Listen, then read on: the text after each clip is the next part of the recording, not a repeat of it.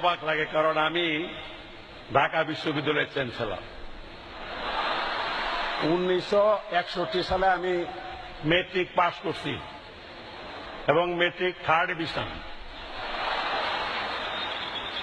আর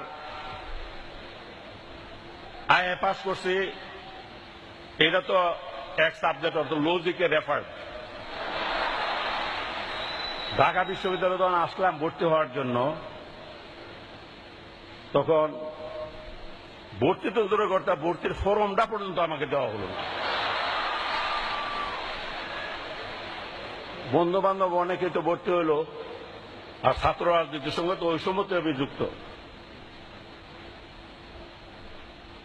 তখন যখন এখানে ভর্তি হইতে পারলাম না, বাধ্য হয়ে আবার নিজ জেলা দয়াল গুরু কৃপায় গুরুদয়াল কলেজে ভর্তির সুযোগ পেয়ে গেলাম। তবে 61 সালে আইয়ুব বিরোধী আন্দোলন থেকে শুরু করে বিভিন্ন আন্দোলন সংগ্রাম, যেহেতু আমরা ঢাকা বিশ্ববিদ্যালয়কে অনুসরণ করতাম, যার জন্য প্রায় ঢাকা আসতাম এবং বিভিন্ন হলে রাত্রিও যাপন করতাম। এমন কোন হল নাই তখনকার যা ছিল যেটার যে হলের মধ্যে ঢুকি নাই বা থাকি নাই। অবশ্য রুকিয়া হলে ঢুকি নাই, থাকিও নাই, ওই সুযোগ ছিল না। তবে রুকিয়া হলের আশেপাশে ঘোরাঘুরি করছে কম না।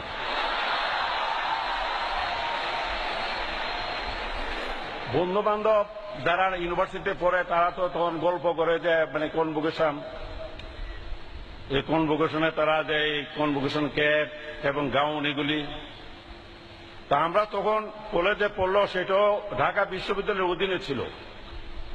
কিন্তু যারা অনার্স মাস্টার্স করতো কনভোকেশনে তাদেরকে ডাকা হতো, সুতরাং আমাদের এই ধরনের কনভোকেশনের ক্যাপ বা গাউন পরার কোনো সুযোগ ছিল না। মনে খুব খায়ের ছিল, এই কাজটা পারতেছি না।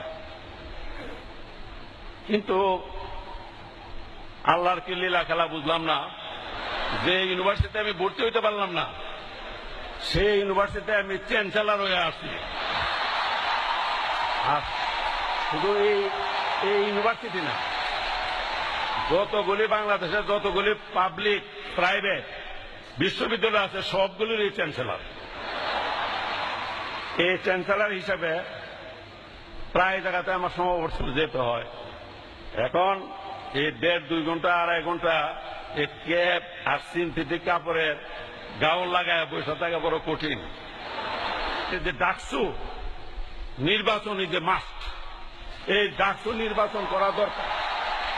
ডাকসু নির্বাচন যদি না হয় তাহলে মানে ভবিষ্যৎ নেতৃত্ব এই দেশের জন্য একটা শূন্যতার সৃষ্টি হয়ে যাবে। অবশ্য কেউ কেউ এই কথা বলতে পারেন যে 20-25 বছর বিয়া না করে, যেমন আমাদের 2 বছর আগে আমাদের মাননীয় রেলমন্ত্রী বিয়া করছে 65 বছর বয়সে। আবার কেউ যদি ওই এক্সাম্পল দেয় যে রেলমন্ত্রী তো 65 বছর বয়সে বিয়া করছে, এটাও ঠিক, এইটা খুবই রেয়ার কেস। এখন সবকিছুই একটা সময়ে ভালো, অসময়ে কোনো জিনিসই ভালো হতে পারে না। এমনকি আমাদের যে মৌসুমি ফল, যেমন আমাদের এখানে বলে যে 12 মায়া কাঁঠাল, এটাও আছে। কিন্তু এই বৈশাখ জ্যৈষ্ঠ আষাঢ় মাসের যে কাঁঠাল, এই কাঁঠাল যে মজা লাগে, কার্তিক মাস অগ্রহায়ণ মাস আশ্বিন মাসের কাঁঠাল সে মজা লাগে না। এটাও মনে রাখতে হবে।